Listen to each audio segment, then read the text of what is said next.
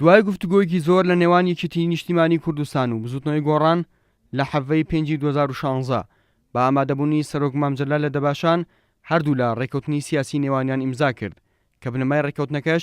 لێکتێگەشتنەکەی دەباشان بوو لە نێوان سەرۆک مامجەلال و نەوشیروان مستەفا لە 24 نوێی 2012.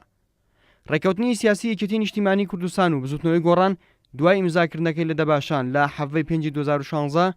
ئێوارەی هەمان ڕۆژ بە ئامادەبوونی لێپرساوانی هەردوو لاو نوێنەری حیزب و لایەنە سیاسەکان و نوێنەرایەتی وڵاتان لە هەرێم لە هۆتێل شاری جوان دەسلێمانی ڕێوەرسمێکی فراوانیان ڕێخست و تیایدا بە ڕسمی ڕێکەوتنە سیاسەکەی نێوان یەکێتی و گۆڕان ڕاگەیەندرا. لە سەرەتای دەقی ڕێکەوتنەکەدا هاتووە بزوتنەوەی گۆڕان و یەکێتی نیشتیمانی کوردستان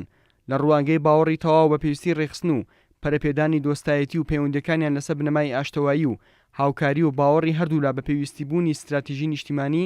بۆ دامەزاندنی حکومڕانیەکی تەندروست دادپەروەری کۆمەڵایەتی کە یاسا تیایدا سەرۆر بێت و لە ڕوانگەی باوەڕی تەواویان بەوەی کە پەرەپێدانی پەیوەندی دۆستانیان لە بەرژەوەندی هاوڵاتیان و پرۆسی دیموکراسی و ئاشتی کۆمەڵایەتی و سەقامگیری و بەرژەوەندی هەردوولادایە. هەردوولا ڕێکەوتن لەسەر ئەو پرینسیبانەی کە لە ڕێکەوتنەکەدا هاتوون وەک بنەمایەک بۆ ڕێخستنی چوارچەوەی گشتی پەیوەندیەکانیان. ئەو ڕێکەوتنە لە 11 بەش و 25 مادە پێکهاتووە. لە مادەی 22 داهاتووە ئەم ڕێکەوتنە بۆ بەرژەوەندی خەڵکی کوردستان و چەسپاندنی پرەنسیبەکانی دیموکراتیە و هەر لایەنێکی تریش بە ڕەزامەندی هەردوولا بۆی هەیە بچێتە ناو ڕێکەوتنەکەوە.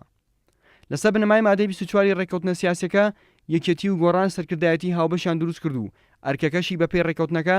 ئەوەیە کە ڕێخستنی پرۆتۆکۆل و پاشکۆکان دەگرێتە ئەستۆ و لە کاتی پێویستیشدا لیژنەی تایبەتمەند دروست دەکات.